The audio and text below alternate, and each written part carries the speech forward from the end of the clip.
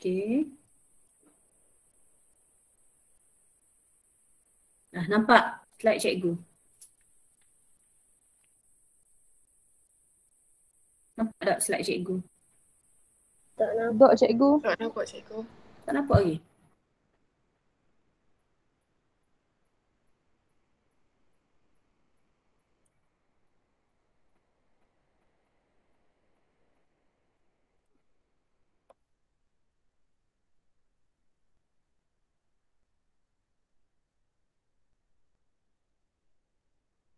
Nampak? Nampak. Okey. Nampak. Okey, so awak dah ada buku teks ke? Awak boleh rujuk buku teks awak ataupun nak rujuk slide cikgu. Sebab yang cikgu hantar kepada awak ni adalah slide yang cikgu gunalah. Jadi nak buka slide pun boleh. Nak tengok nota dalam buku teks pun boleh. Okey, so hari ni kita sambung balik 1.2. Okey, cikgu nak pergi kepada tisu meristem dan pertumbuhan. Okey, tisu meristem dan pertumbuhan. Pernahkah anda melihat perkembangan tumbuhan daripada anak benih tumbuh membesar menjadi pokok dewasa?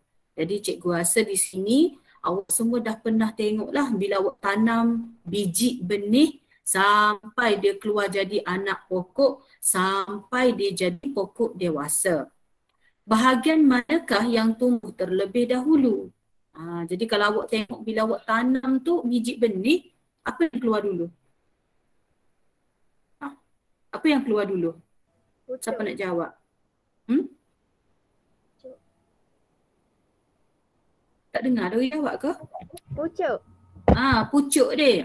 Awak kalau cikgu jadi awak cikgu debar bila cikgu letak biji benih, cikgu jadi debar, cikgu tunggu. Manalah.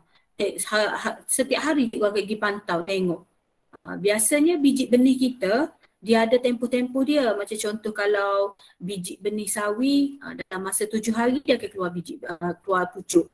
Kalau lada tu dalam tempoh 14 hari macam itulah. Dia ada tempoh-tempoh dia. Kalau kita Google tu dia ada tempoh dia. Bila dia akan keluar pucuk. Jadi kalau dah keluar pucuk tu kita dah happy dia lah. Maknanya kita tanam tu dia hidup. Tapi kalau kita tunggu 14 hari, seminggu, 2 minggu, 3 minggu tak tumbuh-tumbuh, maknanya tak jadi. Okey? Jadi terdapat tisu hidup yang belum membeza dalam tumbuhan yang bertanggungjawab dalam pertumbuhan-tumbuhan. Jadi bila dia keluar pucuk, maknanya dia tu adalah tisu yang belum membeza. Dia baru bertumbuh baru, dia tak membeza lagi. Awak tahu kan kita ada 3 zon, iaitu tumbuhan ni dia akan membahagi dulu. Dia akan membahagi. Lepas membahagi dia akan memanjang. Dia akan memanjang, dia akan tumbuh panjang. Lepas tu barulah dia membeza. Jadi membeza ni lah barulah dia akan jadi tisu-tisu yang lebih spesifik. Tisu-tisu yang lebih, orang kata yang ada fungsi, yang ada bentuk yang berlainan. Jadi tisu yang mula-mula hidup tu, yang mula-mula keluar tu, itu adalah tisu yang belum membeza lagi. Dia tak masuk zon yang ketiga lagi, dia baru scene baru membahagi.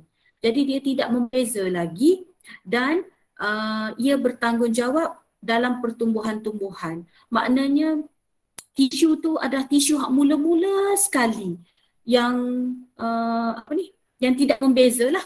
Okey, jadi tisu ini kita panggil dia tisu meristem dan tisu meristem ni terletak di hujung pucuk dan hujung akar. Mana cikgu ni? Hujung pucuk, hujung pucuk, hujung pucuk, hujung pucuk. Nanti daripada situ dia akan jadi pucuk-pucuk jadi daun. Okey, sama juga tisu meristem ni ada di hujung akar, hujung akar ni. Semua ni yang warna biru ni. Jadi dia ni duduk di hujung pucuk dan hujung akar. Jadi tisu ni dinamakan sebagai tisu meristem. Okey, dinamakan sebagai tisu meristem. Dan kalau duduk dekat hujung pucuk, hujung akar, kita panggil nama dia spesifik lagi, tisu meristem apex. Tisu meristem apex. Boleh kalau tisu, dia gini, tisu meristem ni, nama dia tisu meristem. Tapi dia ada 2 jenis. Satu meristem apex, satu lagi meristem lateral atau meristem sisi. Boleh ke? Tisu meristem ada dua jenis, iaitu meristem apex dan meristem lateral. Apa fungsi tisu meristem ni? Tisu meristem ni ialah tisu yang tidak membeza lagi lah. Dia ni bertanggungjawab untuk pertumbuhan. Maksudnya tumbuhan tu akan bertumbuh jadi lebih panjang. Jadi dia ni tisu yang belum membeza jadi apa-apa lagi. Dia adalah tisu meristem. Dia ada dua jenis, itu tisu meristem apex dan tisu meristem lateral atau tisu meristem sisi. Lateral ni maksudnya sisi lah. Okay. Jadi tisu meristem apex ni terletak dekat hujung pucuk hujung akar. Hujung pucuk hujung akar tu orang panggil meristem apex. Meristem apex pucuk, meristem apex sisi. Dan satu lagi ialah meristem lateral yang terletak di cambium vascular dan cambium gabus. Kalau tisu meristem lateral, tisu meristem sisi ni ia terletak di cambium gabus dan cambium vascular. Kalau meristem lateral ni dia ni untuk tambah sisi. Untuk tambah sisi. Kalau kita agak diameter. Kalau meristem apex tadi duduk di hujung pucuk hujung akar untuk tambah tinggi. Tinggi ke atas pucuk, panjang ke bawah akar. Dia ni hanya untuk gini. Untuk tinggi dengan bawah ni. Ke tinggi dan ke bawah. Meristem apex. Sebab tu dia duduk dekat hujung pucuk hujung akar. Tapi kalau meristem lateral sisi, dia ni untuk tambah sisi. Untuk tambah sisi, untuk tambah diameter ke kiri dan ke kanan.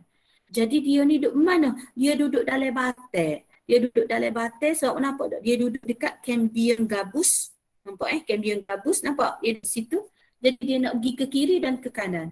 Dan juga dia duduk dalam cambium vascular. Jadi kalau dia kohor banyak membahagi makin banyak, maka dia akan jadi kohor lebar. Kohor lebar. Kohor lebar. Jadi batang pokok tu makin besar, makin besar, makin besar.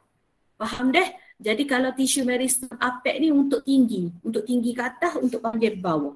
Tapi kalau meristem lateral ni untuk lebar, untuk kohor lebar. Macam awak lah, macam awak. Awak ni lah ni meristem lateral dah cikgu rasa. Sebab awak tak tinggi dah. Awak bukan meristem apex dah. Awak tak tinggi dah, awak setara tu je tinggi awak. Sekarang awak buat apa? Awak sedang melebar. Makin banyak jadi kohor lebar, makin banyak jadi kohor lebar. Meristem lateral. Okay, jelas Okay, jadi perubahan yang berlaku dalam organisma bermula daripada peringkat zygot sehingga dewasa disebut sebagai pertumbuhan dan perkembangan. Jadi bermula daripada kita jadi zygot, jadi embryo, jadi baby, sampailah awak dewasa, kita panggil peringkat pertumbuhan dan perkembangan. Okay, jadi awak fahamlah dah tentang pertumbuhan dalam tumbuhan. Hari tak dah belajar pertumbuhan dalam haiwan. Okey, sekarang cuba kita tengok deh. Pertumbuhan perkembangan ni cikgu kata bermula daripada peringkat zygot sehingga jadi dewasa. Jadi ingatlah daripada zygot sehingga jadi dewasa ni kita panggil pertumbuhan dan perkembangan. Bila sebut pertumbuhan, dia tak lari lain dah. Mesti mitosis. Okey, mesti proses mitosis.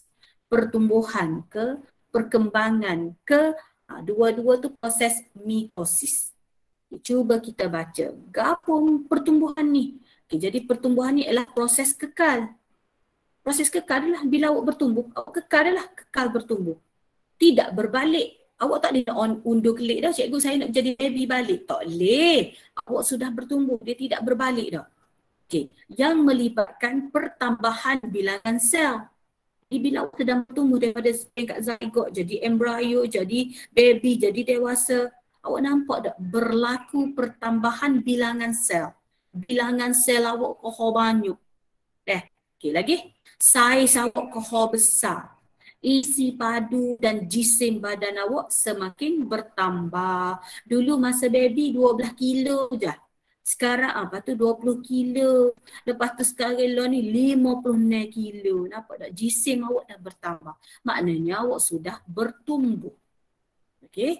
Jadi pertumbuhan ni melibatkan pembezaan dan pengkhususan sel serta kerencaman bentuk dan fungsi sel. Jadi sepanjang proses pertumbuhan tu akan berlaku juga pembezaan dan pengkhususan sel. Maknanya bila awak dewasa tu, awak ada macam-macam sel. Ada sel sperma, ada sel kulit, sel otot licin, sel darah. Apa cikgu dia boleh jadi macam-macam sel tu? Sebab sudah ada pembezaan dan pengkhususan. Maknanya sel tu sudah membeza dah. Jadilah dewasa. Jadi sama juga dengan pokok. Pokok pun macam tu juga. Jelas Okey. So inilah rupa dia. Ni masa ni dia jadi biji benih. Lepas tu dia keluar akar, keluar pucuk. Nampak ni dah keluar pucuk, keluar akar. Maknanya sudah berlaku pertumbuhan. Sampailah dia jadi pokok ni, and then dia akan jadi anak pokok jadi pokok dewasa, sekali jadi pokok yang tua lah. Jelas Okey, sekarang kita nak tengok zon-zon pertumbuhan dalam sel. Jadi hujung pucuk dan hujung akar, dapat dibahagikan kepada 3 zon. Jadi inilah gambar pucuk. Cikgu saya nak cam mana gambar pucuk, senang je ni, nampak ni. Keluar pucuk, menghala ke atas. So ini gambar pucuk. Kalau dia menghala ke bawah, tengok. Kalau dia menghala ke bawah akar ni, dia menghala ke bawah ni, ada rambut-rambut akar ni, ini ialah gambar hujung akar. So now kita tengok hujung pucuk dulu. Okay, jadi hujung pucuk atau hujung akar, tadi cikgu kata ada apa? Ada sel ke apa tadi? Meristem. Meristem ke apa? Apex. Dia kena sebut apa habis, spesifik. Meristem apex. Hujung pucuk, hujung akar ada meristem apex. Jadi dekat hujung pucuk, hujung akar ni sebenarnya dia ada 3 zon. Kita boleh dibahagikan kepada 3 zon. Jadi kalau untuk pucuk, awak kena start alik atas dulu. Iaitu zon pembahagian sel dulu. Cikgu suka guna tanda simbol yang atas ni mula-mula zon pembahagian sel. Lepas tu zon pemanjangan sel. Dia tambah panjang dia tambah. Nampak tak cikgu guna simbol tambah. Lepas dia tambah panjang dia, lepas nanti dia akan buat pembezaan DYDX at max tu. Dia akan buat pembezaan sel. Bila dia dah buat pembezaan sel, dia akan jadi sel-sel berbeza dah lah. Nampak tak? Dia ada nama dah. Dia menjadi nama dah. Dia ada nama dia. Sel xylem, phloem, cortex, epidermis. Okey, boleh deh. Kalau zon pembahagian ni, dia membahagi secara mitosis dulu. Dia membahagi secara mitosis, bahagi kau banyak. Okey, lepas tu sel tu akan jadi panjang. Masa ni lah tisu vaskular mula terbentuk. Dia jadi kau panjang, nampak ni kau panjang. Zon pemanjangan sel. Lepas tu barulah dia masuk zon pembezaan. Pembezaan ni maksudnya dia sudah berbeza. Berbeza kan cikgu, dia berbeza bentuk, dia berbeza nama, dia berbeza fungsi. Tengok ni. Ada jadi xylem, ada yang jadi phloem, ada jadi cortex, ada jadi epidermis. Okay. Nama dia tadi tisu vaskular je. Nama dia tisu vaskular je. Bila dia masuk zon pembezaan, tisu vaskular tu dia akan berbeza-beza lah. Ada yang jadi xylem, angkut air, ada yang jadi phloem, angkut hasil fotosintesis dan sebagainya. Okey, jadi pertumbuhan yang berlaku dalam zon-zon ini merupakan pertumbuhan primer. Kalau dia nak tambah panjang, maknanya dia sedang buat pertumbuhan primer, pertumbuhan mula-mula. Jelas Ada nak tanya tak? Jelas Okey, so now kita pergi kepada akar pula. Ni gambar akar, tengok ni. Ni hujung akar ni. So kalau dia ambil gambar sini, dia besarkan. Besarkan gambar dia macam ni rupa dia. Inilah rupa hujung akar. Ni rupa hujung akar. Lihat hujung sini, ini kita panggil dia meristem apex akar. Jadi yang depan ni jidal akar. Okay, ni ialah jidal akar. Yang ni barulah tisu meristem apex akar. Yang mula-mula ni dia kena start. Kalau akar ni nombor 1 duduk bawah. Kalau akar zon nombor 1 tadi duduk bawah. Kalau pucuk, zon nombor 1 duduk alik atas ni. Dia gitu. Kalau pucuk sebab dia nak naik ke atas.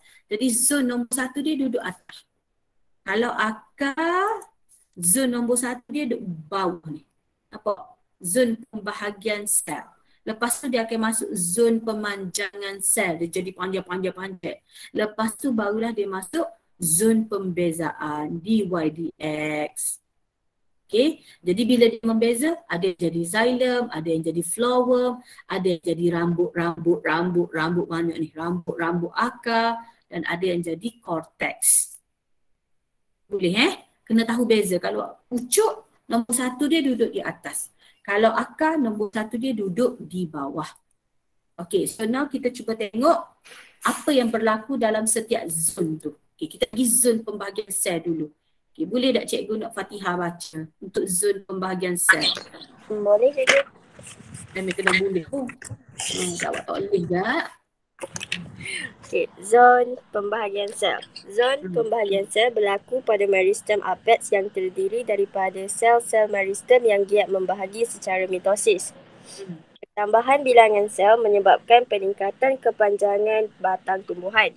Semasa sel baharu terbentuk, sel yang terbentuk sebelumnya akan ditolak ke zon pemanjangan sel. Okey, kerana bunyi dengung tu tak sihat ke? Tak ada lah cikgu. Ya, okey. Harap-harap sihatlah belakang tak minggu depan Okey, so kita baca dulu zon pembahagian sel Ingat kalau yang pucuk tadi, dia duduk alik atas nombor 1. Kalau, salah gambar cikgu ni. Kalau di akar, ni gambar akar, nombor 1 dia duduk bawah. Zon pembahagian sel duduk di bawah. Kalau gambar pucuk, ni nombor 1 dia duduk di atas. Okey, jadi zon pembahagian sel berlaku pada meristem apex yang terdiri daripada sel-sel meristem yang giat membahagi secara mitosis. Betul tak cik kata tadi, masa dia membahagi tu, dia akan duduk dekat hujung pucuk, hujung akar. Namanya sel meristem apex. Dan apa yang dia buat? Dia sedang membahagi. Membahagi secara apa? Semuanya membahagi secara mitosis. Kalau ingat, membahagi secara mitosis ni dia akan membahagi dua sampai jadi banyak.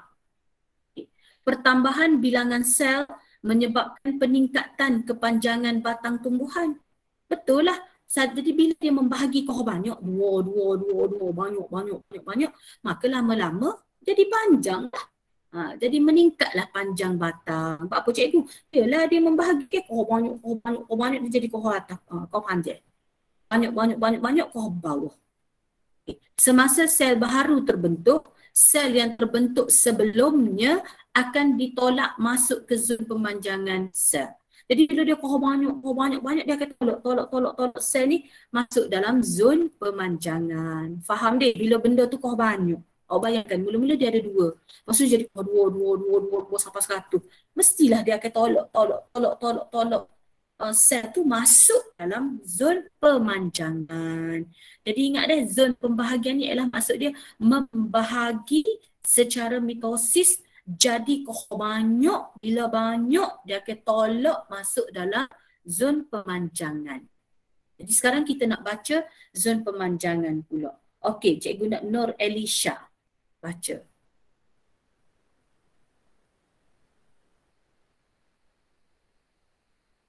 Nur Elisha ni. Ya cikgu. Cikgu. Baca. Zon pemanjangan sel terdiri daripada sel-sel yang mengalami pertambahan saiz. Okay. Pertambahan saiz berlaku melalui resapan air secara osmosis dan penyerapan nutrien ke dalam sel serta disimpan di dalam vakuol. Vakuol-vakuol kecil yang bersebelahan bergabung untuk membentuk vakuol yang bersaiz besar. Proses ini dikenali sebagai pemvakuolan. Kemasukan air mengenakan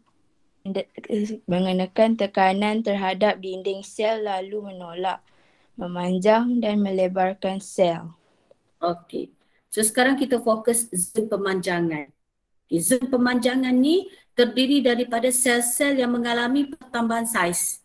Pemanjangan maknanya sel-sel yang duduk di dalam tu adalah sel-sel yang sedang memanjang, yang sedang bertambah. Kau besar. Okey. Apa dia jadi kau besar cikgu? Pertambahan saiz berlaku kerana resapan air yang berlaku secara osmosis dan penyerapan nutrien ke dalam sel serta disimpan dalam vakum. Okey, awak perhati deh. Ni semua vakum kecil ni. Ni semua ni vakum yang kecil. Ingat deh, vakum tidak air masuk vakum.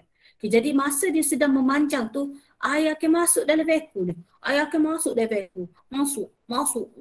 Awak nampak tak vakum tu jadi makin besar, makin besar. Jadi vakum kecil tu dia akan bergabung lalu jadi vakum besar. Bila vakum besar ni dia akan tolak sel tu pun jadi besar. Asal-asal semua ada vakum kecil berlaku. Tapi bila air meresap masuk ke dalam vakum secara osmosis dan penyerapan nutrien pun masuk dalam vakum, maka vakum kecil akan bergabung lalu membentuk vakum yang saiz besar. Dah tak masuk ni, bahan-bahan masuk dari vakum kecil. Jadi vakum kecil pun gabung jadilah vakum besar. Jadi proses vakum daripada kecil jadi besar kita panggil pemvakuolan. Kita panggil proses tu pemvakuolan. Gapo cikgu pemvakuolan? Maknanya air meresap masuk dalam vakum, nutrien meresap masuk dalam vakum. Jadi vakum tu daripada kecil dia akan jadi besar dan bergabung. Bila dia bergabung dia jadi besar. Jadi kemasukan air akan mengenakan tekanan terhadap dinding sel lalu menolak memanjang dan melebarkan saiz. Maka saiz pun akan jadi besar, lebar. Jadi sebab itulah dia berada dalam zon pemanjangan sel. Jadi besar dah lah, jadi panjang. Okey, now kita pergi kepada zon pembezaan. Okey, cikgu nak minta Puteri Afrina. Ya. Baca. Zon pembezaan sel terdiri daripada sel-sel yang membeza dan pembezaan berlaku apabila sel telah mencapai saiz yang maksimum. Sel-sel membeza membentuk tisu kekal seperti epidermis, korteks, xilem dan phloem. Sel berubah bentuk dan struktur untuk menjadi sel khusus yang mempunyai fungsi yang spesifik. Sebagai contoh, sel epidermis pada daun membeza dan membentuk daun, membeza dan membentuk sel pengawal yang mengawal bukaan liang stoma. Selain itu, sel epidermis pada akar membeza dan akan membentuk sel rambut akar. Okey. So untuk zon pembezaan ni maksudnya dia sudah berbeza. Awak ingat gitu, dia sudah berbeza. Dia sudah berbeza. Macam contoh gini, cara nak ingat deh. Contoh awak nak ingat zon ni ke, awak ingat macam contoh awak jadi pelajar. Masa awak masuk form 1 dulu semua murid belakang. Semua pakai baju putih. Betul tak? Pakai baju putih, tudung putih, semua murid. Tapi sekarang bila masuk form 4, form 5, awak sudah berbeza. Apa berbeza? Ada yang jadi pengawas, ada yang jadi penggerak digital, ada yang jadi PSS. Maksudnya sudah berbeza. Apa cikgu berbeza? Berbezalah. Berbeza fungsi. Kalau pengawas fungsi dia lain. Berbeza fungsi jadi PSS. Kerja dia lain. Berbeza fungsi jadi penggerak digital. Berbeza adalah fungsi. Berbeza bentuk. Nak buat tudung pun color lain-lain. So ingat gitu. Jadi bila zon perbezaan sel ni, ia terdiri daripada sel-sel yang sudah berbeza. Sel-sel yang sudah membeza dan pembezaan berlaku apabila sel sudah mencapai saiz yang maksimum. Maknanya sel tu tak boleh panjang dah. Dia tak boleh nak memanjang dah. Dia maksimum dah. Dia kata setahun ni je lah aku panjang. Jadi bila dia dah memanjang maksimum, jadi sel-sel tu akan membeza. Maknanya membeza tak jadi macam asal dah. Dia tak jadi macam murid tadi. Murid pakai baju tudung putih, baju putih dah. Dia akan jadi tisu kekal dah. Sebab apa Sebab apa dia jadi tisu kekal? Sebab dia sudah mencapai saiz maksimum. Saiz dia maksimum, dia tak boleh nak panjang dah. Jadi dia akan jadi tisu kekal. Jadi bila dia tisu kekal, dia sudah berbeza dah lah. Macam awak lah, awak dah form 5 dah.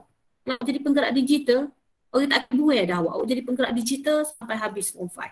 Kalau awak jadi pengawas, sampai habis form 5. Jadi dia akan jadi tisu kekal yang ada fungsi masing-masing, yang ada nama masing-masing. Apa dia? Ada yang jadi epidermis, ada yang jadi korteks, ada yang jadi xilem, ada yang jadi phloem. Nampak tak? Tadi semua orang panggil tisu meristem.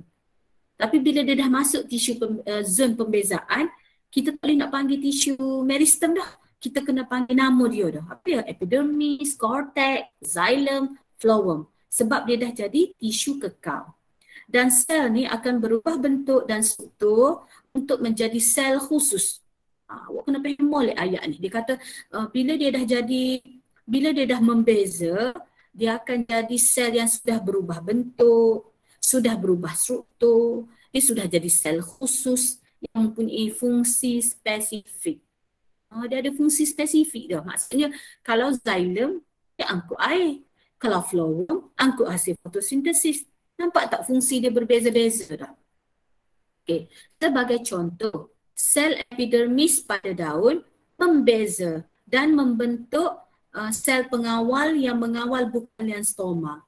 Kalau dia jadi sel epidermis pada akar, dia akan membeza menjadi sel rambut akar. So lain-lain dah. Nampak tak? Kalau sel epidermis daun, dia akan jadi benda lain. Kalau sel epidermis pada rambut akar, dia akan jadi benda lain. Sebab dia sudah membeza. Jadi dalam tajuk ini, awak kena tahu bezakan mana pembahagian sel, apa akan jadi masa pemanjangan sel dan apa yang jadi masa pembezaan sel. Okey? Okey, seterusnya. Yang ni kita tak boleh nak buat lah ni. Tapi di makmal kita dah ada slide ni. So insya-Allah bila awak datang nanti kita masuk makmal, awak akan tengoklah ni pembahagian sel. Ni pemanjangan sel. Yang ni sel-sel dalam zon pembezaan sel. Okey. Okey, seterusnya. Kita pergi kepada jenis pertumbuhan. Kalau you all ada nak tanya, you all interrupt je cikgu. Tanya je apa nak tanya. Okay, terdapat dua jenis pertumbuhan yang dialami oleh pertumbuhan iaitu pertumbuhan ni dia akan buat pertumbuhan primer dan kemudian dia akan buat pertumbuhan sekunder. Awak tahu deh kalau pertumbuhan primer ni pertumbuhan 1. Kalau pertumbuhan sekunder ni pertumbuhan nombor 2. Okey, apakah maksud pertumbuhan primer? Kita minta Fatihah Yazdi baca. Baca yang ni je.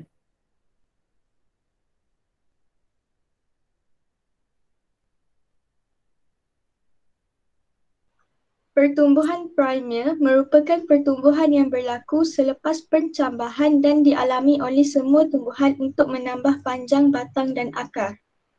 Jadi pertumbuhan primer ni dia berlaku apabila kita letak biji benih dalam tanah and then keluar pucuk, keluar akar. Itulah pertumbuhan primer. Pertumbuhan primer ni pertumbuhan yang berlaku selepas percambahan. Awak letak biji benih dalam tanah, lepas tu tubik pucuk, tubik akar. Itulah pertumbuhan primer. Jadi pertumbuhan primer ni dia berlaku selepas percambahan dan dialami oleh semua tumbuhan. Semua pokok akan alami pertumbuhan primer. Tujuan dia untuk tambah panjang batang, panjang akar. Jadi kalau awak perasan dalam ayat ni dia ada cerita tentang apa maksud pertumbuhan primer, siapa yang mengalami pertumbuhan primer, tujuan dia. Sebab tu kalau dalam nota biologi, buku teks ni especially form 5, awak kena tahu kalau cikgu lah jadi awak cikgu tak sibuk lagi ni kalau cikgu jadi awak, cikgu akan buat nota macam tu. Cikgu tak salin macam ni, cikgu tak akan salin macam ni. Cikgu akan salin apa maksud pertumbuhan primer? Pertumbuhan yang dialami selepas percambahan. Siapa yang akan buat pertumbuhan primer ni? Semua tumbuhan. Semua pokok akan mengalami pertumbuhan primer. Apa tujuan dia? Buat tujuan menambah panjang batang, panjang akar. Tujuan dia untuk tambah panjang batang dan panjang akar. Sebab tu dia tubik selepas percambahan tu. Okey, pertumbuhan primer ni berlaku pada meristem apex. Mana meristem apex? Hujung pucuk, hujung akar. Pertumbuhan primer bermula apabila sel meristem pada meristem apex dalam zon pembahagian sel giat membahagi. Dia ni berlaku dalam zon pembahagian sel. Apa? Sebab sel-sel meristem akan membahagi jadi banyak. Jadi lepas tu barulah dia masuk pemanjangan dan barulah dibuat pembezaan sel. Pada hujung pucuk, primordium daun dan primordium tunas. Mana cikgu primordium daun? Inilah primordium daun ni. Primordium daun. So kalau tengok gambar semua ni. Primordium tunas, primordium daun. Nampak? Ni gambar dia secara kita besarkan lah. Jadi dia akan tumbuh membentuk daun serta pucuk baru. primordium daun dengan primordium tunas ni, dia akan bertumbuh panjang, lalu menjadi daun dan pucuk-pucuk baru. Hal ini membolehkan tumbuhan menambahkan ketinggiannya. Ialah lagi kokoh banyak pucuk, dia akan tambah ketinggian dia. Manakala di hujung akar, iaitu bahagian jidal akar tadi, akan menjadi haus apabila menembusi tanah. You nampak tak? Jidal akar ni akan mula-mula duduk dekat hujung akar, dia akan tembus, dia akan masuk dalam akar. Dan dia akan jadi haus. Hal ini menyebabkan sel-sel jidal akar digantikan dengan sel meristem. Mana cikgu? Sel meristem apex akar. Apa jidal akar tu jadi haus? Sebab dia nak masuk dalam tanah, dia tembur tanah, akan jadi haus. Jadi nanti lama kelamaan sel-sel jidal akar tu akan digantikan dengan sel meristem. Boleh? Ada nak tanya tak? Untuk pertumbuhan primer. Tak ada Boleh deh. Okey, seterusnya. Jadi inilah cikgu kata tadi pertumbuhan primer ni. Bermula daripada awak letak je biji benih awak ni, bercambah ni, keluar je pucuk. Keluar pucuk, keluar akar. Inilah pertumbuhan primer sampai dia jadi tambah panjang batang dan akar. Pertumbuhan primer tu dialami oleh semua pokok. Selagi dia panjang ke atas ke bawah, orang panggil pertumbuhan primer. Ingat pertumbuhan primer ni untuk tambah ketinggian dan kepanjangan. Jadi kalau soalan tanya, kalau tambah tinggi dan panjang ni ke apa? Pertumbuhan primer. Boleh tak? Okey, seterusnya yang ni biar dulu, kita tengok pertumbuhan sekunder pula. Okey, cikgu nak pertumbuhan sekunder Wan Dayana Patricia. Baca yang ni. Pertumbuhan sekunder berlaku kepada kebanyakan tumbuhan eudikot dan sebilangan kecil tumbuhan monokot, pokok renek, untuk menambah ukur lilit atau diameter batang dan akar tumbuhan. Kalau pertumbuhan sekunder pula, dia ni berlaku kepada kebanyakan tumbuhan eudikot dan sebilangan kecil tumbuhan monokot, pokok renek.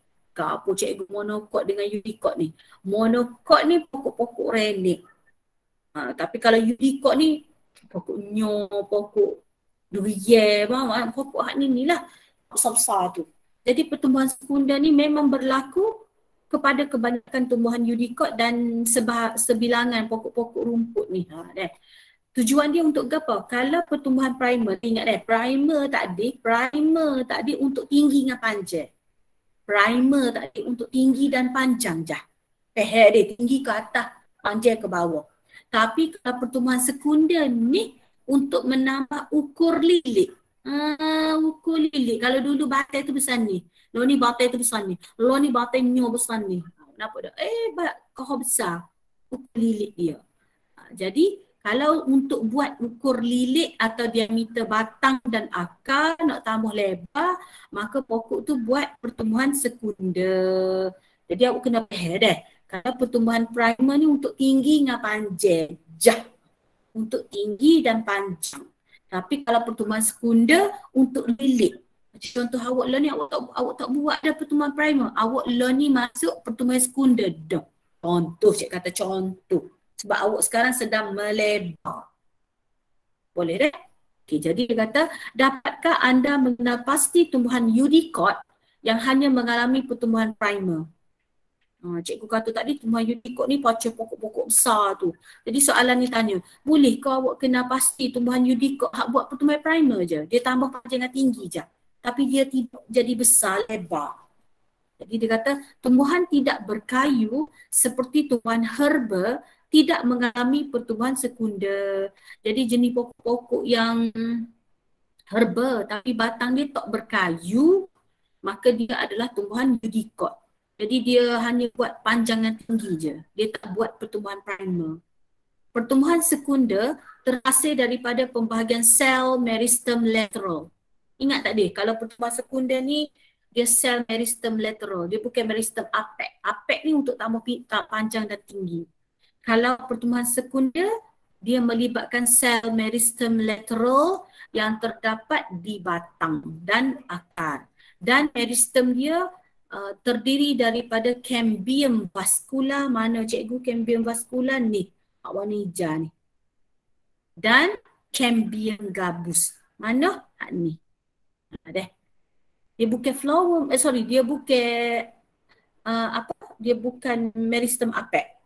Okey, hujung pucuk hujung akar. Bukan. Dia adalah cambium gabus dan cambium vascular membentuk meristem lateral. Mana? Ni, cambium gabus, cambium vascular. Ni gambar apa cikgu? Ni gambar batang pokok. Batang pokok eudicot yang sedang menunjukkan pertumbuhan sekunder. Boleh Okey. Ini dia kata cambium vascular. Cambium vascular duduk sini, hijau. Terletak di antara tisu phloem dan tisu xylem dalam berkas vaskular. Jadi sebab tu dia ni duduk antara dua tu, antara phloem dan xylem. Kalau ingat balik, phloem dan xylem tak adalah tisu vaskular. Jadi sebab tu dia duduk dekat cambium vascular. Tapi kalau cambium gabus, dia terletak di bawah lapisan epidermis. Gabus ni mana cikgu? Bila awak batai pokok, awak ambil pisau, awak takik, awak cederakan pokok tu, awak nampak macam warna putih-putih tu. Itulah gabus, cambium gabus. Jelas Okey, seterusnya cikgu ada nota pertumbuhan lah. Pertumbuhan pada tumbuhan. Cuba kita tengok sikit. Cikgu buat pertumbuhan primer dan pertumbuhan sekunder. Jadi pertumbuhan primer, hak mula-mula tadi, hak nombor 1, hak mula-mula tadi berlaku pada semua tumbuhan. Tak kira lah pokok tu jenis monocot ke, eudicot ke, dia akan buat pertumbuhan primer dulu. Okay, pertumbuhan primer ni berlaku kat mana? Meristem apex, hujung pucuk, hujung akar. Tujuan dia untuk apa? Untuk panjang pokok. Untuk panjang pokok dan tinggi pokok. Untuk tambah panjang dan tinggi pokok. Lalu terhasillah, jadi bila dia dah buat pertumbuhan primer ni, maka terhasillah xylem primer, phloem primer. Cikgu saya kena tulis ke? Xylem primer, phloem primer? Yes. Hasil daripada dia buat pertumbuhan primer tu, maka terbentuklah xylem primer, phloem primer. Awak kena tahulah. Xylem primer tu untuk apa cikgu? I, angkut I. Nampak tak? Xylem tu ada I. Xylem ada huruf I, angkut I dari akar ke daun. Phloem primer, F, angkut hasil F, fotosintesis dari daun ke bahagian lain tumbuhan. Jadi nota cikgu ni mudah lagi. Apa? Cikgu royak ni, dia di mana, berlaku dekat mana, kepentingan, tujuan dia buat pertumbuhan primer, hasil daripada pertumbuhan primer tu, kita akan nampak ada xylem primer, phloem primer. Kegunaan xylem primer untuk apa? Fungsi phloem primer untuk apa? Dah ada dalam nota cikgu. Okey? Kemudian pertumbuhan sekunder pula. Pertumbuhan sekunder ni dia berlaku sesetengah pokok je. Dia akan berlaku pada tumbuhan dicotyledon dan sebahagian pokok monocotyledon. Okey, berlaku kat mana? Meristem sisi, meristem lateral. Kat mana cikgu? Dekat cambium vascular dan cambium gabus. Kepentingan dia buat apa? Dia buat pertumbuhan sekunder. Sebab dia nak membahagi secara mitosis, tujuannya untuk tambah diameter, ukur lilit. Dia nak tambah ukur lilit ni. Ukur lilit batang, ukur lilit akar. Tujuannya untuk tambah tisu yang berkayu. Jadi maknanya tisu tu kokoh banyak, kokoh kerah. Okey. Ni gambar pertumbuhan sekunder. Ni gambar pertumbuhan sekunder. Cikgu saya kena ingat ke ni? Yes, you kena tahulah. Contoh tadi cikgu kata mula-mula dia akan buat phloem primer dulu. Ni phloem. Ni xylem. Ni hak mula-mula, ni pertumbuhan primer. Ni pertumbuhan primer dulu dia buat. Sebab tu dia ada phloem primer dengan xylem primer. Okey, lepas tu awak nampak tak? Terbentuk dah. Okey, ada cambium vascular. Kemudian dia masuk tahun kedua, nampak tak? Dia sudah nampak ni. Dia sudah ada phloem sekunder, xylem sekunder. Bila awak jumpa je perkataan sekunder, maknanya dia sudah buat pertumbuhan sekunder. Dan awak nampak tak di sini, dia akan mula sini dulu. Phloem primer duduk kat sini. Yang warna kuning ni phloem primer, phloem sekunder. Lepas tu dekat xylem primer ada xylem sekunder. Awak kena tahu gambar deh. Jadi senang cakap macam ni. Tengok deh. Cikgu buat ringkasan dah kat awak. Xylem primer dia akan tolak kau masuk kau dalam. Sini xylem sekunder. Maksudnya xylem primer ni dia akan membagi-bagi jadi membentuk xylem sekunder pula. Jadi xylem primer ni dia akan masuk ke dalam, Okey, manakala phloem primer duduk sini. Jadi sini phloem sekunder. Boleh deh. Ni, nampak tak? Phloem primer. Betul? Yang warna ni? Phloem sekunder, nombor 2. Lepas tu kita ada phloem sekunder dulu yang ni. Tu barulah phloem primer. Itulah hafal lah. XP, XS, FS, FP. Dia akan tolak ke dalam kalau dia gini deh. Kalau xylem ni dia makin ke dalam. Kalau phloem primer ni dia akan tolak ke luar. Sebab tu dia jadi, nampak tak? Ukur lilit. Dia akan tambah ukur lilit. Boleh? Kau nampak tak ni baten? Dulu besar ni. Lepas tu besar ni. Sekali besar ni baten. Apa tu cikgu? Sebab dia sudah buat pertumbuhan sekunder. So ingat, xylem dia akan tolak ke dalam kot ni. Kalau sekunder dia tolak ke kot ni. Jadi maknanya makin ke kiri, makin ke kanan. Besarlah ukur lilit dia. Jelas Okay, now kita nak tengok proses dia lah. Proses dia satu persatu. Iaitu yang pertama, pertumbuhan sekunder bermula apabila cambium vascular membahagi secara mitosis dengan aktif. Apa cari? Tengok gambar selalu cari. Oh ni gambar cambium vascular. Oh cambium vascular ni dia terletak antara xylem primer dan phloem primer. Cikgu macam mana saya nak tahu xylem ni duduk sini, phloem duduk sini. Dia ingat gini dah. Awak tengok dah xylem I maksudnya in. Sebab tu dia warna hitam. Dia duduk di dalam. Xylem duduk di dalam. In. Nampak tak yang warna hitam tu xylem? Phloem ada O. Maknanya dia duduk out. Dia duduk luar. Warna kuning. Jadi cambium vascular ni duduk tengah-tengah. Antara xylem primer dan phloem primer. Boleh? Jadi cambium vascular tu dia akan membahagi secara mitosis dengan banyak. Yang kedua apa jadi? Bila dia membahagi banyak-banyak, sel dalam gelang cambium akan membahagi ke arah dalam lalu membentuk xylem baru. Ingat dia kalau xylem dia akan tolak masuk dalam. Kalau ke arah luar dia akan jadi phloem baru. Tak ada cikgu buat gambar macam ni ke? Sekejap cikgu back balik. Nampak tak?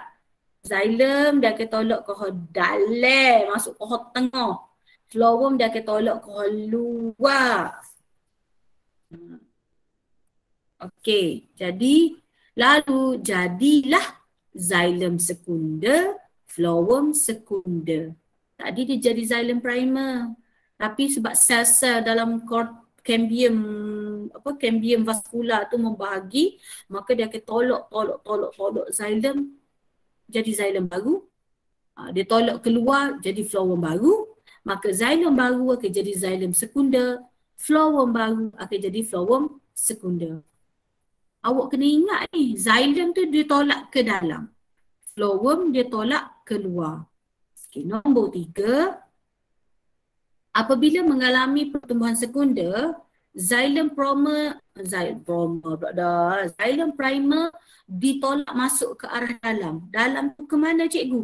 Ke arah empulur. Dia akan tolak masuk ke arah dalam. Mana cikgu ni? Empulur tengah tu. Manakala flower primer ditolak ke arah luar. Ke arah mana cikgu? Ke arah epidermis ni, luar tu. Dia akan tolak ke arah luar epidermis. Akibatnya tisu-tisu xylem primer dimampatkan untuk membentuk lapisan kayu yang kuat. Dia akan tolak masuk dalam, jadi lapisan kayu yang kuat. Ini disebabkan dinding saluran xylem ditebali oleh lignin. Penebalan lignin memberikan sokongan mekanikal kepada tumbuhan. Mesti tak faham tu. Dia gini, bila tisu xylem primer tu tolak kau dalam, kau masuk, dia akan jadi kau mampat ni maksudnya kau mampat, dia jadi tebal.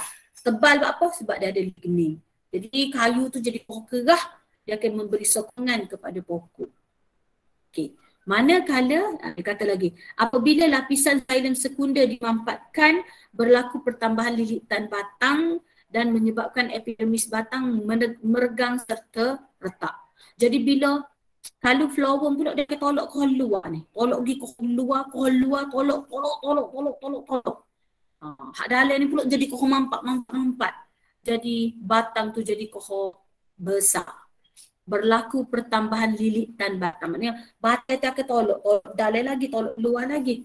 Jadi lama kelamaan epidermis ni apa cikgu? Kulit pokok akan meregang dan retak. So, awak nampak tak gambar dia tu, dia akan jadi macam kulit tu macam terbukuk. Epidermis merekah. Cambium gabus membagi dengan aktif membentuk sel-sel gabus di sebelah luar dan korteks di sebelah dalam. Lapisan gabus melindungi batang daripada serangan serangga dan patogen apabila epidermis merekah. Sebab tu kalau awak tengok, apabila kulit batang tu macam terbukuk, awak nampak macam ada putih-putih dalam kulit pokok tu. Itulah cambium gabus.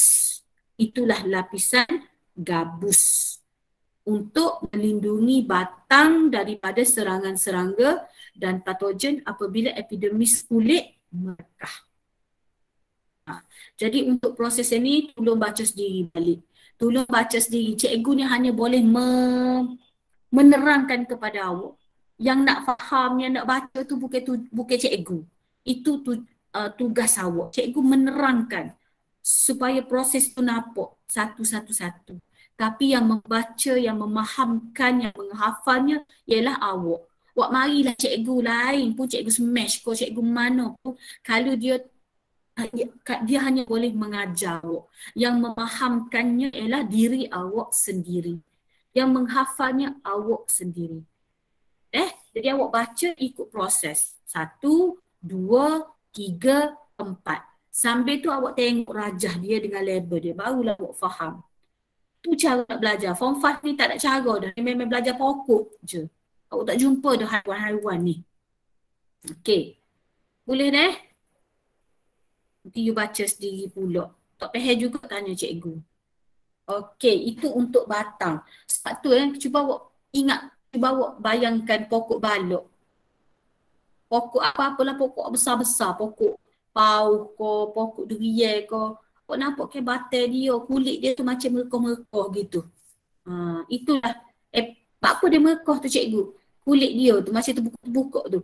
Sebab batang tu tambah ukur lilit untuk tambah dia jadi koh lilit, koh besar. Tapi dan kita akan nampak warna putih-putih dekat dalam batang tu sebab itu adalah gabus. Boleh Okey, seterusnya kita pergi kepada akar pula. Pertumbuhan sekunder pada akar. Okey, lepas ni bila kita habis ni, nanti hari ni awak dah jawab formatif ni kan? Cikgu beri tugasan dah awak tahun ni. Sebelum ni awak dah buat formatif. So untuk yang ni awak akan buat formatif dan work gallery. Okey, kita pergi ni pula. Akar tumbuhan juga mengalami pertumbuhan sekunder. Akar pun akan buat pertumbuhan sekunder juga. Tujuan dia untuk menambah ukur lilit akar.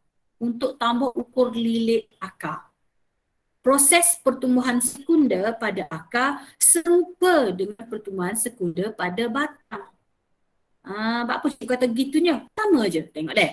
Sel-sel cambium vascular membahagi dengan aktif secara mitosis untuk membentuk gelang yang lengkap.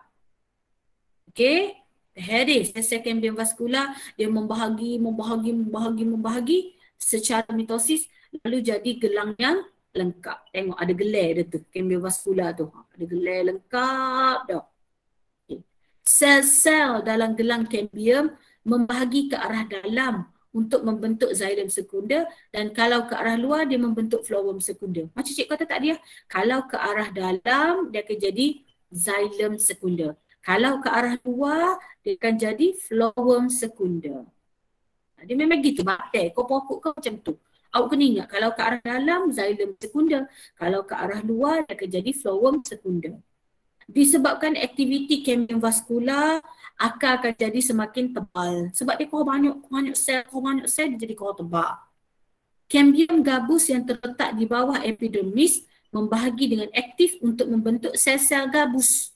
Gabus memberi perlindungan kepada tisu akar. Sama bila kita tengok tisu akar tu, di dalamnya tu ada macam warna putih-putih. Itu ialah gabus.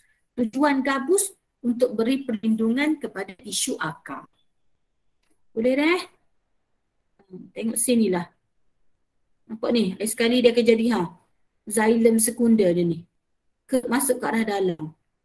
Okey? Masuk ke arah dalam. Lepas tu phloem sekunder. Okey, kita baca sikit ni. Eksplorasi bio. Kena tahu juga ni. Usia bagi pokok yang hidup di kawasan beriklim sederhana dapat ditentukan berdasarkan gelang tahunan pada batang pokok. Kita boleh kira ni gelar ni. Biasanya kalau awak duduk di belakang lori balak, awak nampak ni pokok balak macam ni. Jadi sebenarnya bulat-bulat tu ialah, itu kita panggil dia gelang tahunan. Gelang tahunan yang menentukan usia pokok sebenarnya. Dia ada cara dia nak kira. Kita boleh tahu, oh pokok ni 5 tahun, oh pokok ni 10 tahun. Kita nak tahu macam mana cikgu, kita kira bilangan gelang dia. Hal ini disebabkan pertumbuhan sekunder berlaku pada kadar yang berbeza mengikut musim. Pada musim bunga, apabila bekalan air dan cahaya matahari mencukupi, xylem sekunder yang dihasilkan adalah besar dan berdinding nipis. Maka tisu xylem yang terbentuk pada musim ini berwarna cerah. Dia kata tadi kan, dia kata kalau musim bunga, xylem sekunder yang terbentuk tu berwarna cerah. So tengok, warna dia warna cerah. Xylem sekunder warna cerah. Jadi itu menunjukkan musim bunga lah, dan bekalan air cahaya matahari mencukupi. Manakala pertumbuhan yang kurang sesuai pada musim panas dan kering menyebabkan xylem sekunder yang terhasilkan adalah kecil dan berdinding tebal. Jadi bila dia tebal, dia akan jadi warna gelap. Nampak tak? Jadi pada batang pokok ni sebenarnya kita akan jumpa gelang gelap dan gelang cerah. Cikgu cari ke awak. Kita akan jumpa, sekejap cikgu cari. Rasa macam ada, tak ada Dia macam ni deh. Kalau kita duduk belakang lori balak, kita akan nampak ni. Dia macam ada gelang nipis, lepas tu gelang cerah, gelang gelap, lepas tu gelang nipis, gelang gelap. Sebenarnya gelang-gelang tu menunjukkan usia pokok. Jadi lagu mana cikgu saya nak kira usia pokok cikgu? Kita akan kira gelang yang gelap. Kita akan kira gelang yang gelap. Maknanya dah cukup 4 musim dah. Jadi gelang gelap tu 1 tahun, gelang gelap 2 tahun, gelang gelap 3 tahun. Kita akan kira gelang gelap tu. So kita akan kira. Jadi kita akan tahulah berapa usia pokok berdasarkan gelang tahunan. Okay. Ni ialah kata apa dalam sebatang pokok lah. Sebenarnya dalam sebatang pokok awak nampak dah. Ni cik kata tadi epidermis merekah. Ni epidermis ni kulit pokok. Dan dia merekah-rekah. Dia merekah-rekah. Jadi bila awak tengok dia kata ni, nampak dia kata outer bark. Ni pokok. Dalam lepas pokok tu ni, ni lapisan yang ni lapisan yang ni. Okay, nampak dah dia kata outer bark. Awak tahu awak baca. Outer bark ni epidermis. Melindungi pokok daripada kecedera. Jadi bawah dia tu kita akan jumpa gabus tadi. Okay, gabus tadi. Lepas tu awak akan jumpa inner bark. Inner bark tu lah yang flowerworm tadi. Awak akan jumpa lapisan flowerworm. Okay, lapisan flowerworm warnanya macam ni. Lapisan flowerworm. Apa? Cikgu flowerworm dulu kita jumpa. Awak ingat tak cikgu ada ajar awak dia? Out. Kita akan jumpa flowerworm dulu. Jadi flowerworm ni mengangkut hasil makanan fotosintesis dari daun ke seluruh bahagian pokok. Lepas awak jumpa flowerworm, awak akan jumpa cambium vascular. Ni cambium vascular. Cambium vascular. Lepas tu barulah awak jumpa xylem. I-in. Tu ke cikgu ayat ni? Okay, cuba tengok gambar tadi. Batai pokok ni. Betul ke? Awak akan jumpa ni, awak nampak tak? Awak jumpa nombor 1. Ini ialah epidermis. Bawah epidermis ni ada gabus yang melindungi pokok daripada patogen. Lepas tu awak akan jumpa apa? Awak akan jumpa flowerworm dulu. Ni awak nampak tak ni flowerworm ni. Awak akan jumpa flowerworm dulu. Out. Lepas tu awak akan jumpa cambium vascular. Awak akan jumpa cambium vascular. Lepas tu awak akan jumpa xylem. Okay. Jelas Sama ni gambar dia ni. Dia kata ni batang. Nampak ni? Merekah. Epidermis merekah. So di bawah epidermis lah awak akan jumpa gabus. Lepas tu awak akan jumpa flowerworm. Lepas tu jumpa cambium. Lepas tu baru jumpa xylem. Angkut air. Jadi angkut air ni sebenarnya duduk tengah ni. Duduk dalam ni angkut air ni sebenarnya. Inilah xylem. Dalam batai pokok. Jelas Okay, now kita tengok pertumbuhan sekunder. Tumbuhan monokot kita akan habis 10.40, insya-Allah 10.30 cikgu akan berhentilah. Okay, pertumbuhan sekunder tumbuhan monokot. Tadi kita belajar Eudicot. Yang ni pertumbuhan monokot. Pertumbuhan monokot, walaupun kebanyakan tumbuhan monokot dia tidak mengalami pertumbuhan sekunder. Macam rumput-rumput. Rumput-rumput tu tumbuhan monokot lah. Tumbuhan monokot mana dia buat pertumbuhan sekunder? Tetapi dia kata ada sebahagian tumbuhan monokot buat pertumbuhan sekunder. Nak ayatnya kawan ada tumbuhan monokot yang buat pertumbuhan sekunder. Contoh macam Dracaena. Yang ni banyak kat sekolah. Banyak dekat rumah mak awak, banyak dekat rumah awak Ni nama dia Dracaena. Dracaena ni tumbuhan monokot yang buat pertumbuhan sekunder. Aloe vera banyak ni rumah awak ni. Pun adalah tumbuhan monokot yang buat pertumbuhan sekunder. Sebab tu kalau tengok aloe vera kan dia jadi kau lama kau besar, kau lebar. Makin lebar. Lepas tu agif pun buat pertumbuhan sekunder. Lagi. Ni aloe vera. Ni adik-beradik dia belakang ni Dracaena. Banyak kan rumah awak. Sekolah kita pun ada. Ni contoh-contoh ni. Ini adalah contoh-contoh tumbuhan monocotyledon yang buat pertumbuhan sekunder. Tapi kalau tumbuhan monocotyledon rumput-rumput tu dia hanya pertumbuhan primer je dia buat. Sebab tu kalau tengok selepas pertumbuhan primer dia mati. Dia mati. Okey, ini adalah kepentingan pertumbuhan primer dan pertumbuhan sekunder. Kita baca dulu. Cikgu nak suruh siapa baca pertumbuhan primer ni? Sofiah Zahirah. Baca semua pertumbuhan primer. Kepentingan pertumbuhan primer. Membenarkan pemanjangan pokok agar dapat menyerap cahaya matahari untuk menjalankan fotosintesis. Flowerworm primer dapat mengangkut hasil fotosintesis dari daun ke bahagian lain tumbuhan. Xylem primer dapat mengangkut air dan garam mineral dari tanah melalui akar ke daun. Xylem primer memberikan sokongan kepada tumbuhan herba atau tumbuhan muda. Wah, bagus rumah awak Sofiah. Bunyi unggas deh.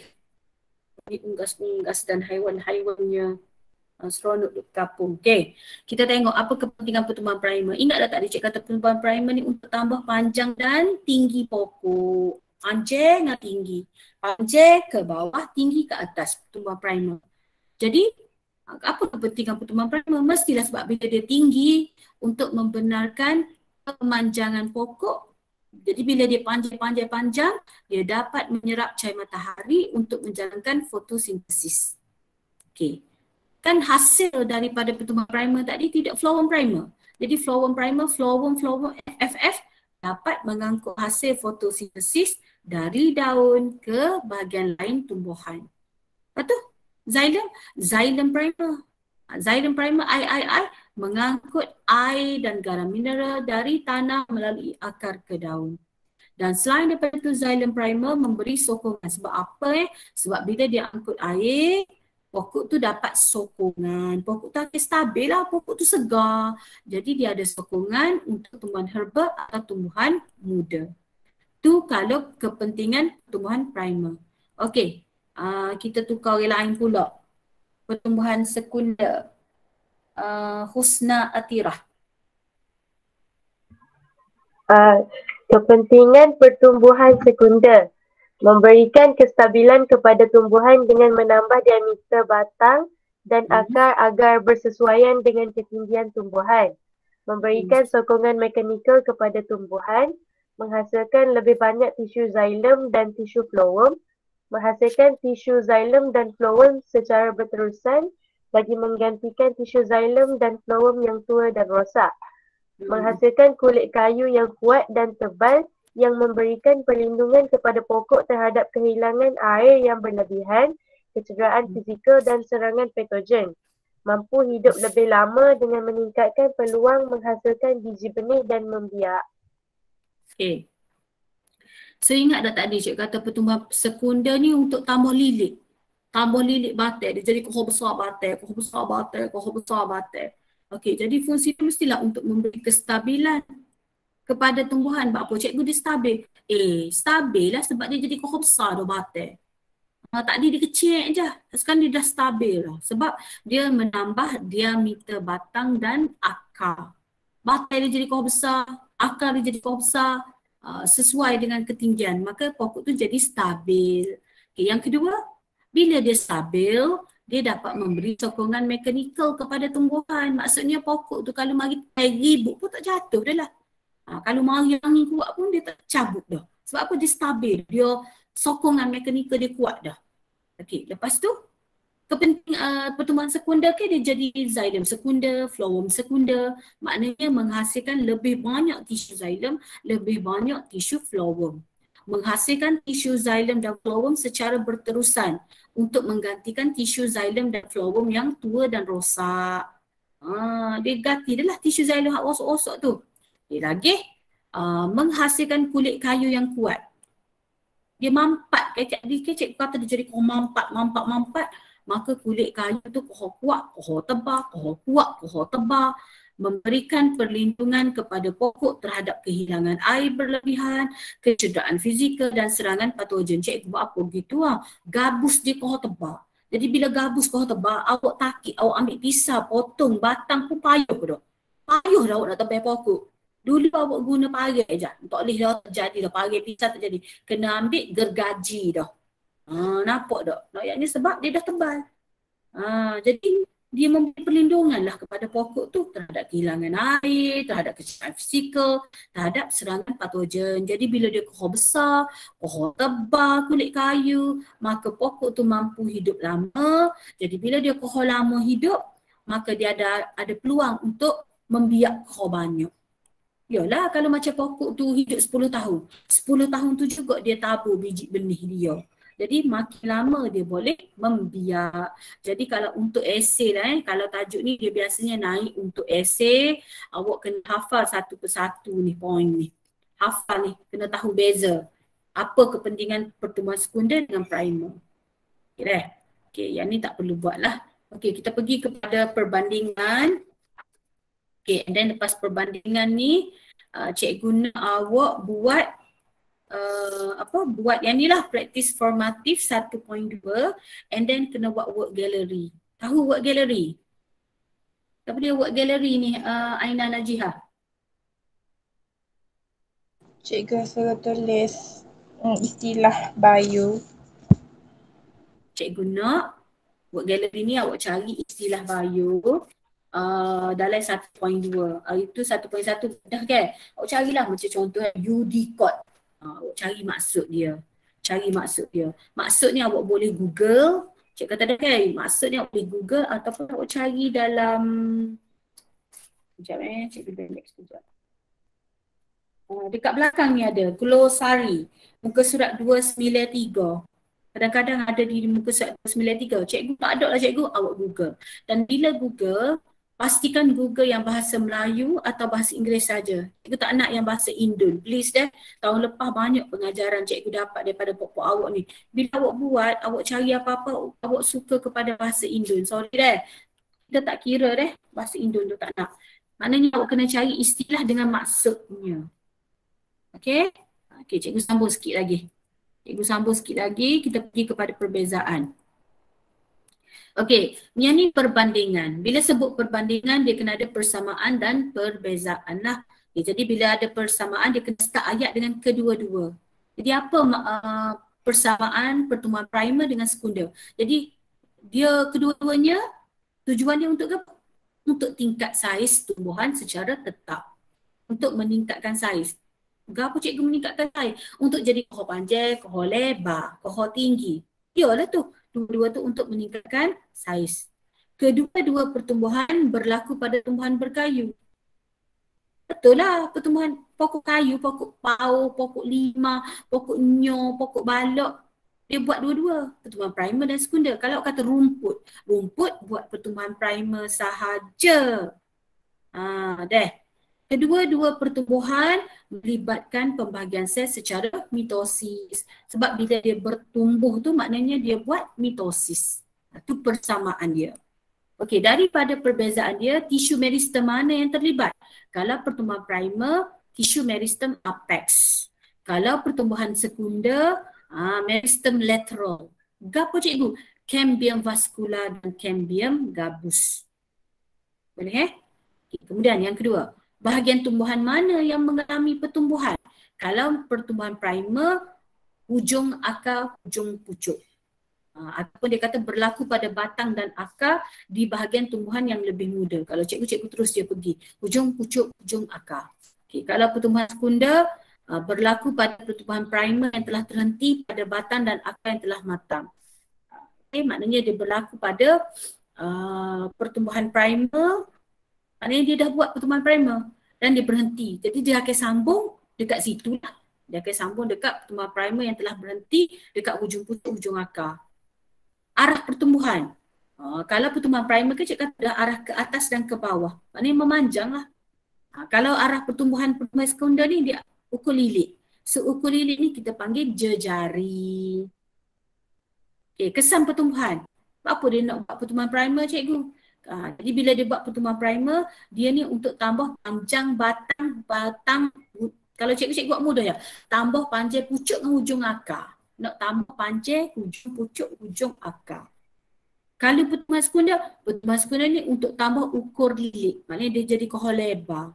Tujuan dia untuk tambah lebar ukur lilit batang dan akar tumbuhan. Okey, tisu dan struktur yang terbentuk bila buat pertumbuhan primer, dia akan jadi, kalau cikgu hafal ni xylem primer, phloem primer. Ada sesakan, ada primer tu. Kalau pertumbuhan sekunder, xylem sekunder, phloem sekunder. Lagi bagus kalau pelajar tu hafal belakang. Kulit kayu, periderma, lenticel, tisu vaskular sekunder. Okay, kehadiran tisu berkayu yang ni tak ada lah sebab dia kan tujuan dia untuk tambah pucuk dan akar. So dia tak ada tisu berkayu lagi. Tapi kalau pertumbuhan sekunder dia dah stabil, dia dah kohor lebar, kohor mampat, dia ada tisu berkayu. Okay, ketebalan kulit kayu yang ni nipis, yang ni kulit kayu tebal. Kehadiran gelang tahunan, yang ni tak ada. Dia tak ada sebab dia buat pertumbuhan primer saja. Tapi kalau pertumbuhan sekunder, dia ada gelang tahunan. Apa gelang tahunan? Gelang cerah, gelang gelap. Gelang gelap tu menunjukkan umurnya setahun. Okey. Boleh dah? Ni. Okey, kepentingan kepentingan. Seterusnya kita masuk kepentingan tumbuhan yang mengalami pertumbuhan sekunder. Pertumbuhan sekunder ni apa cikgu? Pokok-pokok balok tu lah. Okey, tumbuhan yang mengalami pertumbuhan sekunder mempunyai nilai ekonomi tinggi. Apa cikgu nilai ekonomi tinggi? Sebab dia pokok dia kokoh lama, kokoh besar, kokoh lama, kokoh lebar, kokoh kerah. Jadi contoh dia kayu balak lah. Jadi sebab apa dia tu jadi mahal? Dia mempunyai nilai ekonomi tinggi sebab dia dapat menghasilkan kayu balak. Contoh macam pokok meranti, cengal. Apa lagi selain pada cengal dan meranti yang awak biasa tahu?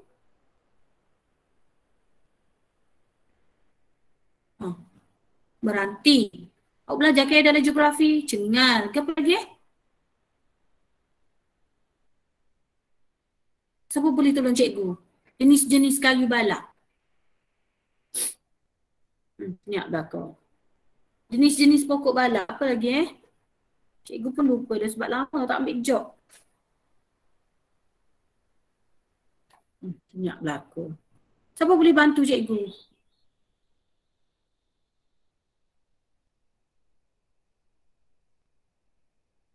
Wah, senyap belakang ni. Awak tahu tak soalan SPM baru ni susah-susah belakang. BM ke gapo ke. Sebab apa Sebab dia macam nok kita ni. Kata apa? Pengetahuan kita tu kita kena tahu. Siapa tahu contoh-contoh pokok kayu balak lah. Balau cikgu. Balau? Eja kena? Itu? B-A-L-A-U. Ya. Okey, pokok balau lagi? Pokok jati. Mahagoni. Pokok apa? Pokok jati. Pokok jati ya ada. Cikgu ni sebab lama tinggal dah geografi ni. Pokok belian, awak tahu tak pokok-pokok ni? Oh mahal ni. Orang kaya je mampu ni. Mahagoni. Cengal, mahabako ni. Kalau buat rumah ni teh lasak ni. Okey, ni contoh-contoh nama pokok balak lah. Jadi pokok balak kan kayu dia kerah, mahal. Jadi inilah menunjukkan pokok tu buat pertumbuhan sekunder.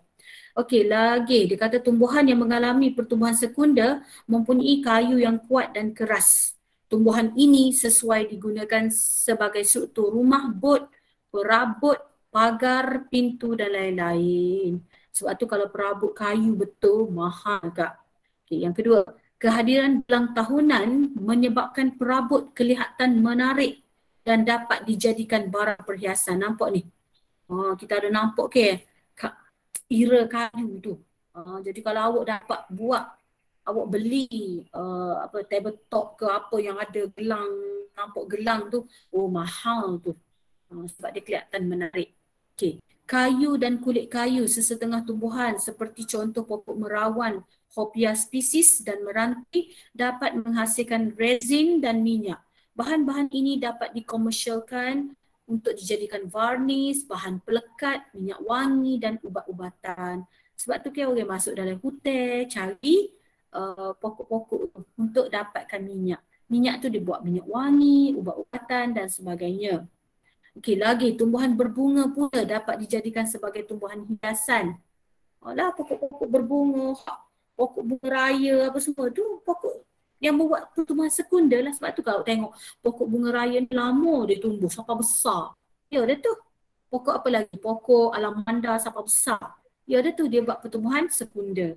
Jadi bunga-bunga dia tu dapat dijadikan tumbuhan hiasan. Okey lagi, pokok mangga, pokok durian, jualan buah-buahan seperti mangga dan manggis iaitu hasil daripada pokok yang mengalami pertumbuhan sekunder dapat menjana sumber pendapatan dan ekonomi negara. Biasanya tajuk ni dia akan naik esei. So tolong baca. Nampak? Nampak? Nampak tak kulit kayu yang merekah-rekah? Inilah epidermis yang merekah tadi. Dan bila pokok buat pertumbuhan sekunder, kulit kayu tu makin lama jadi kokoh tebal, kokoh kuat untuk beri perlindungan kepada pokok. You know pokok yang terbesar, pokok cengal tak silap yang terbesar ada di Terengganu. Ni, nampak? Dia buat pertumbuhan ni. Pertumbuhan sekunder, nampak ni, lebar pokok kokoh besar. Pertumbuhan tidak berhenti menyebabkan tumbuhan jadi sangat tinggi. Itu yang jadi pokok balak dalam hutan tu. Ni tak silap cikgu ada ni gambar ni diambil saya tak ingat ni di Pulau Pinang. Yang ni pokok cengal tertua ke, yang terbesar. Yang ni sekejap, di Pulau Pinang ke di Sabah, cikgu pun dah lupa dah.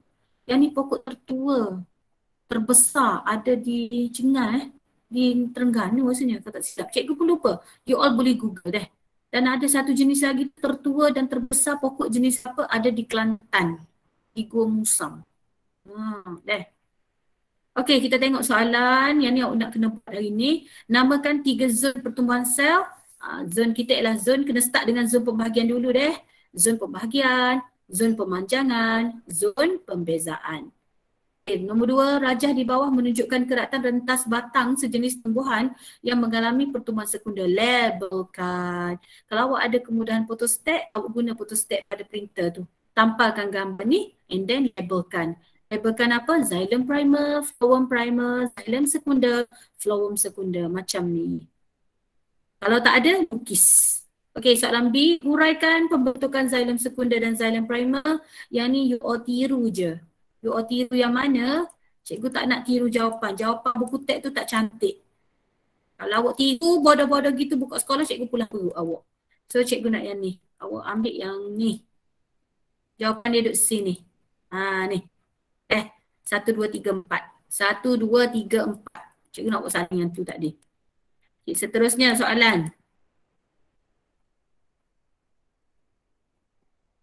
Okay, soalan nombor 4. Mengapakah pertumbuhan sekunder penting kepada tumbuhan? Yang ni. Memberi kestabilan, menghasilkan lebih banyak. Cikgu tak nak jawapan buku teks juga. Awak cari jawapan ni. Kepentingan pertumbuhan sekunder. Kepentingan pertumbuhan sekunder. Yang tadi.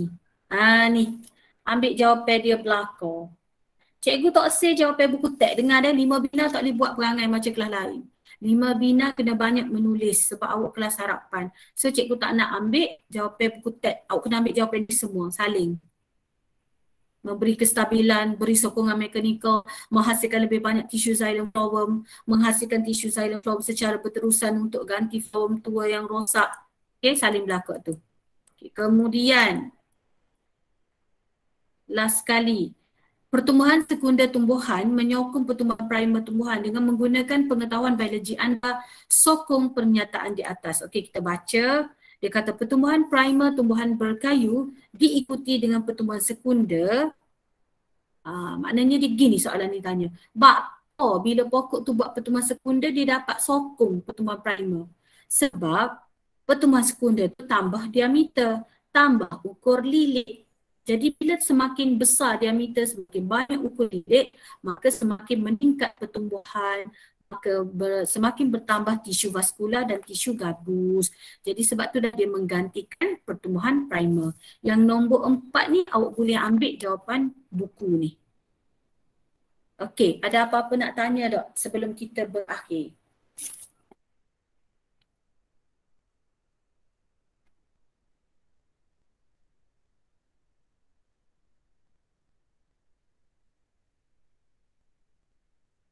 Ada apa-apa nak tanya tak? Okay, so kalau tak ada apa-apa, kita boleh berpisah di sini. So kita jumpa next class. Ingat tugasan awak siapkan 1.2 dan siapkan work gallery. Jangan bertanggung-tanggung buat siap. Buka minggu, bila cikgu buka minggu hadapan, cikgu habis dia mesyuarat. Cikgu mesyuarat tak lama, dah 3 hari macam tu saja. Bila cikgu mari ke kelas, tak siap, pulah perut. Next kau? Jelas Tika. Apa bunyi tak semangat tu? Tika, makan nasi dah? Dah lagi cikgu. Makan lagi kena makan. Okey, so cikgu berhenti sini. Awak sambung buat kerja dah. Okey, Assalamualaikum. Waalaikumsalam. Terima kasih cikgu. Rakaman ada dekat video. Nanti awak tengok sendiri. Okey.